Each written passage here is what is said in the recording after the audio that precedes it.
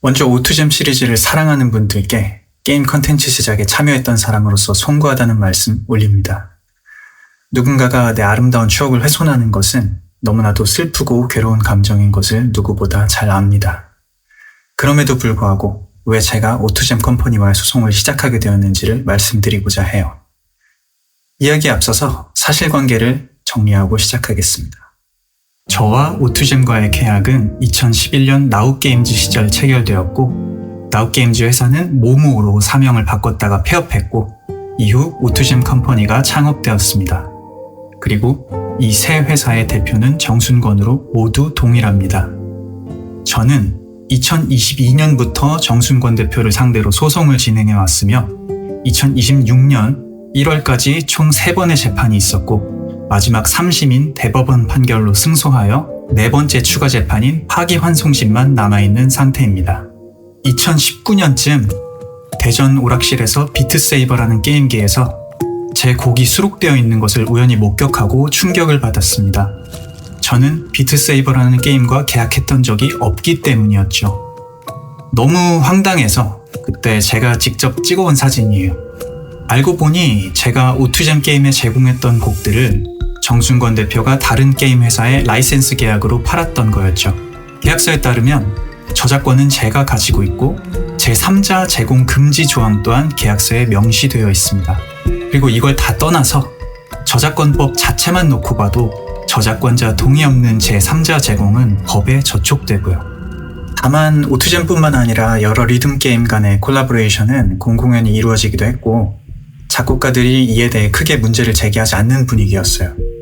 저도 문제를 일으키면 안 될 것 같은 느낌에 당시에는 곧바로 대응을 하지는 않았습니다. 제가 본격적으로 문제를 제기해야겠다고 생각한 거는 다음 사건 때문이에요.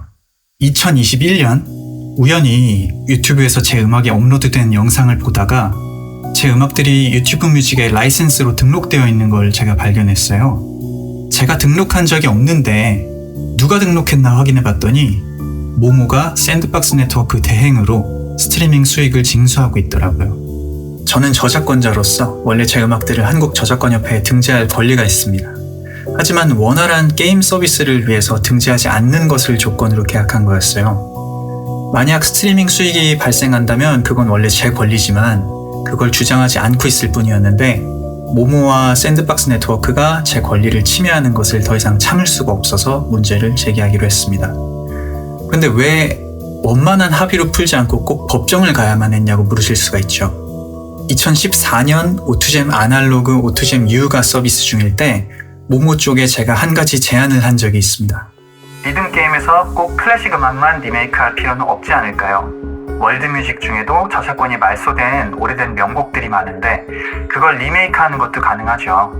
이렇게 얘기했을 때 모모 측에서도 긍정적으로 검토를 했고, 월드뮤직 3곡을 리메이크하도록 계약서를 썼어요. 3곡 모두 제작이 완료되어서 게임에 업데이트되었고, 유저분들은 해당 음악을 플레이하고 있는 상태였습니다.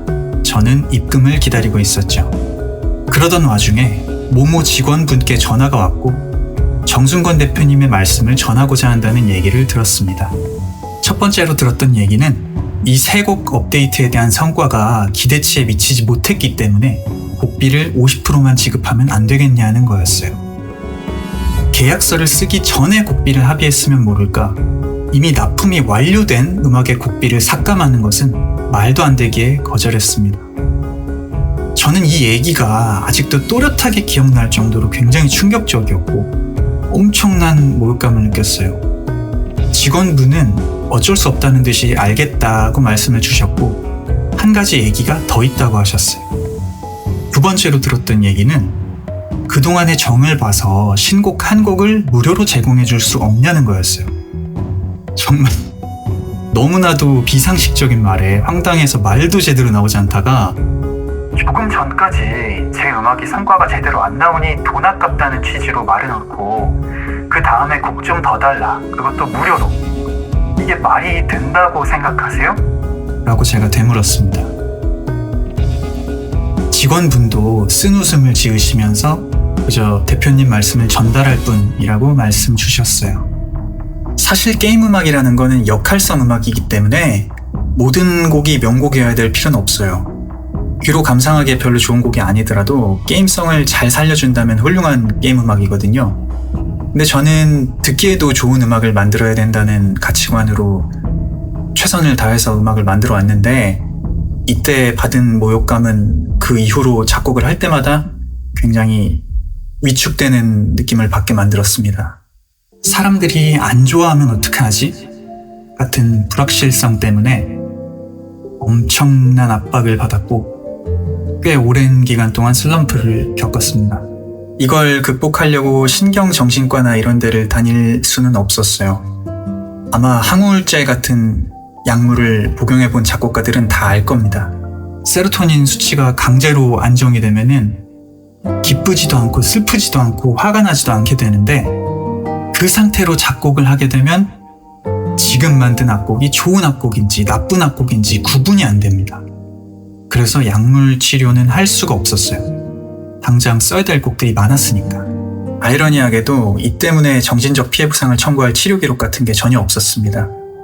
근데 사실 정신적 피해 보상 같은 건 그렇게 중요한 거는 아니었어요. 저는 제 권리가 침해당하고 있는 걸 어떻게든 해결하는 게 목적이었지, 사실 저는 인간관계의 대부분이 진실된 대화를 통해서 결론을 도출할 수 있다고 생각을 해요. 하지만 그 말이 통하지 않는 사람과는 대화하는 게 불가능하기 때문에 소송을 시작하게 됐습니다. 리듬게임 산업에서는 처음 있는 법적 분쟁이었어요. 중요한 선례로 남아서 업계에서 화제될 것이 분명했죠. 하지만 산업 전반에 걸쳐 피해를 끼치는 것은 원치 않았습니다. 그래서 정순권 대표와 계약했던 회사들에 미리 연락을 돌려서 오투잼 컴퍼니와 소송을 시작하게 될 텐데 B사에 피해가 가지 않도록 보증하겠다라고 약속을 한 후에 본격적으로 소송에 돌입했습니다. 이제부터 소송을 건 저는 원고, 소송을 당한 정순권 대표는 피고로 지칭하게 됩니다.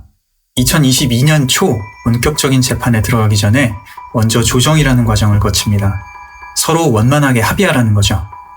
정순권 대표와 법원에서 바로 옆자리에 앉아가지고 조정위원분들 앞에서 발언하는 것 자체가 정말 숨막히고 고통스럽더라고요.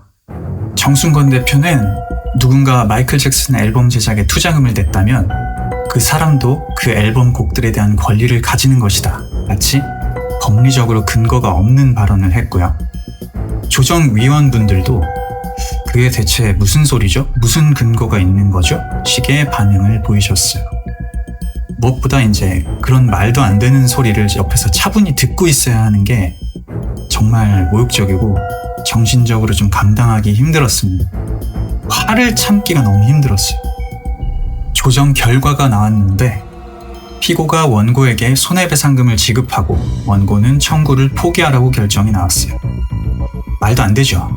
돈 뜯으려고 제가 소송을 건 게 아니라 계약 종료, 권리 회복, 권리 침해 중단이 목적이었는데, 그래서 전 이 결정을 거부했고 본격적으로 재판에 들어갔습니다. 2022년 첫 번째 재판입니다. 나우게임즈의 계약 위반을 쟁점으로 다뤘어요. 근데 이 시기에 딱 사회적 거리두기가 시작되어가지고 대부분의 소송이 일시 중지됐고 이 상태로 2년이 그냥 훌쩍 날아갑니다. 2024년에야 1심 판결문이 나왔습니다. 2024년 5월 계약의 당사자인 나우게임즈가 파산 폐지됐고 소송의 상대방인 피고 오투잼 컴퍼니는 나우게임즈와 달리 원고와 체결한 계약의 당사자가 아니라는 이유로 패소했습니다. 황당했죠. 1심 담당 변호사가 소송 방향에 대한 법률적인 조언을 제대로 해주지도 않았고 전부 다 제가 직접 조사하고 자료를 모았는데 심지어 샌드박스 네트워크로부터 그 스트리밍 수익 징수 현황에 대한 증거 서류를 확보하는 것도 제가 직접 연락해서 받은 거였어요. 하지만 사실 제가 그런 변호사를 선임한 것 자체가 패착 중 하나였습니다. 오랫동안 협업해오면서 연을 맺었던 그 에피드 게임즈 한정현 대표님께 도움을 요청했어요. 제대로 된 법무법인 해마루 김선욱 변호사님을 소개받았습니다. 변호사님께서도 1심에서 계약 위반을 쟁점으로 다룬 것 자체가 문제였다, 이렇게 조언 주시더라고요. 두 가지 방법이 있는데 이 소송을 패소 처리하고 권리침해 손해배상을 쟁점으로 새로운 소송을 거는 방법과 항소하여 2심으로 이어지게 만드는 방법을 제안 주셨어요. 재판이 길어지고 양측의 변호사 선임비도 상승함에 따라서 변호사분들에 대한 예우 및 사건 규모의 심각성을 넓히기 위해서 손해배상 청구액과 범위도 넓히기 시작했어요. 법무법인 입장에서도 조금이라도 더 돈이 되거나 중대한 내용의 소송이어야지 더 신경을 써주실 거라고 생각했습니다. 하지만 정순권 대표가 권리를 가지고 있는 것으로 알고 3자 계약을 했던 여러 게임 회사들 또한 계약의 피해자인 분들인 건 마찬가지였기 때문에 이 회사들에 대한 손해배상 청구는 전혀 넣지 않았어요. 그러나 2025년 4월 2심 재판부는 매절이라는 용어 때문에 계약서 내용이 어떻든 간에 저작권을 양도한 것으로 봐야 한다면서 저는 2심에서 또 다시 패소했습니다. 명확한 용어의 정리, 명확한 저작권 유보, 3자 제공 금지 등 조항이 명백하게 적혀있는 계약서였음에도 불구하고 패소한 것에 대해서 변호사님께서는 이 판결은 기존 대법원 판례와 상이하기 때문에 대법원 3심에서 뒤집힐 가능성이 다소 존재한다 이렇게 조언 주셨어요. 대법원 판례가 뒤집힐 확률이 5%도 안 되지만 이걸 상고하지 않으면 작곡가로서 활동해온 10여 년가량의 권리가 모두 박탈당할 가능성이 있기 때문에 상고를 안 할 수가 없었습니다. 대법원에서 승소해서 판결이 파기환송될 확률이 희박했기 때문에 변호사분들께서 상고 이유서 작성에 만전을 기해 주셨어요.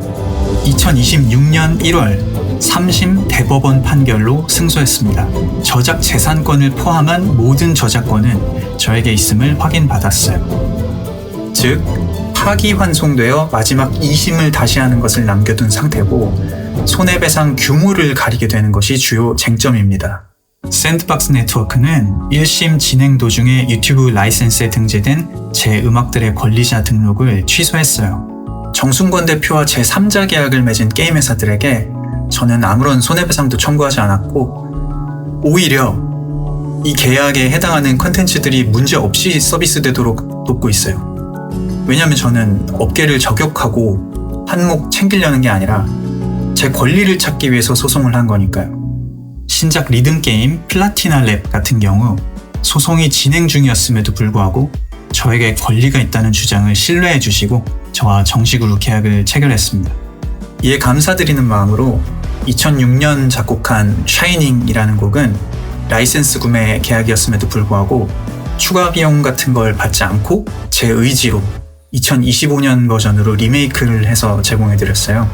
즉 2026년 3월 기준으로 제가 팝스테이지랑 오투잼에 제공했던 음원들을 정식 라이센스로 계약해가지고 서비스 중인 리듬게임은 사실상 플라티나 랩 밖에는 없습니다. 그러나 대법원 판결이 난 지 한 달밖에 안 됐는데도 오투잼 컴퍼니는 2026년 2월 13일 출시한 오투잼 더 비기닝 신작 게임에 해당 소송에서 다뤘던 모든 곡을 수록해서 추가 권리 침해를 강행하고 있습니다.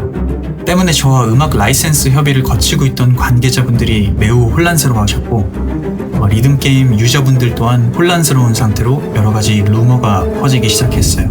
2026년 2월 25일 저는 SNS를 통해서 사실관계를 바로잡기 위해 글을 썼으나 오투잼 컴퍼니는 사실과 다른 주장을 펼쳐가지고 루머를 가중시키고 있습니다. 여기 보시면 아티스트의 권리를 존중하겠다고 글을 썼죠. 하지만 이건 여태까지의 사실로 밝혀진 권리 침해 내용과 정면으로 배치됩니다. 아티스트의 권리를 존중하는 사람이라면 계약서에 적힌 곡비를 반값으로 후려치려고 하지도 않을 거고 공짜로 곡을 달라고 하지도 않을 거고 저작권자 동의 없이 제3자 제공을 하지 않았어야죠. 일반인의 시선으로 계약서를 바라보면 모든 권리 방향이 너무나 명확하게 기재되어 있기 때문에 패소할 것이라는 생각 자체를 하지 못했습니다. 하지만 변호사 선임부터 실제 소송 및 계약서 해석은 실제로는 너무나도 복잡하고 어려운 문제였고 2번의 패소를 겪고 마치 벼랑 끝에 몰린 기분으로 오히려 제 쪽에서 물어줘야 될 변호사 비용을 준비해 놓기도 하고 엄청나게 큰 심리적 압박과 스트레스를 받아왔어요. 그 재판에 대해서 떠올리는 것만 해도 순간적으로 막 온몸에 전기가 흐르고 막 코피가 흐르고 그렇게 극단적인 스트레스 경험을 해본 사람이 그렇게 흔치는 않을 거예요. 그래도 너무나도 현명한 변호사분들과 대법원에 의해서 합리적이고 상식적인 판결이 나왔기 때문에 저를 믿어주신 관계자분들이나 팬분들에게 정말 감사드린다고 말씀드릴 수 있어서 기쁘네요. 원래는 마지막 파기환송심까지 모두 끝마치고 나서 입장 발표를 하려고 했는데 2026년 3월 현재 제 곡이 무단 사용되고 있는 상태를 계속 방치함으로 인해서 루머가 확산되거나 추가 피해가 발생하지 않기를 바라는 마음으로 입장 표명을 하게 되었습니다. 열심히 음악만 하면서 살아오다 보니까 어느새 경력은 20년이 넘었고 제가 어릴 때 우러러보던 선배님들처럼 저를 바라보는 후배 뮤지션분들이 계신다는 걸 알게 되니까 제가 몸담고 있는 음악씬에 대한 어떤 책임감을 느끼게 됩니다. 단순히 권리 침해에 대한 화를 못 참고 소송했다기보다는 다른 작곡가분들도 이 재판 결과를 선례로 삼아가지고 본인들의 권리를 주장할 수 있도록 용기를 좀 가졌으면 해요. 저작재산권과 관련된 대법원 파기환송이 여러 가지 매체에서 기사화됐어요. 당장 오투잼 컴퍼니 소송이라고만 검색해도 수많은 기사들이 나옵니다. 변호사님께서도 앞으로의 판례에 영향을 끼칠 판결일 거라고 큰일 하셨으니까 자부심을 가지라고 말씀 주시더라고요. 작곡가라는 직업이 언제까지 그 가치를 가질지 확신할 수 없는 시대지만 엔터테인먼트 종사자로서 앞으로도 성실하게 작품 활동하겠습니다. 감사합니다.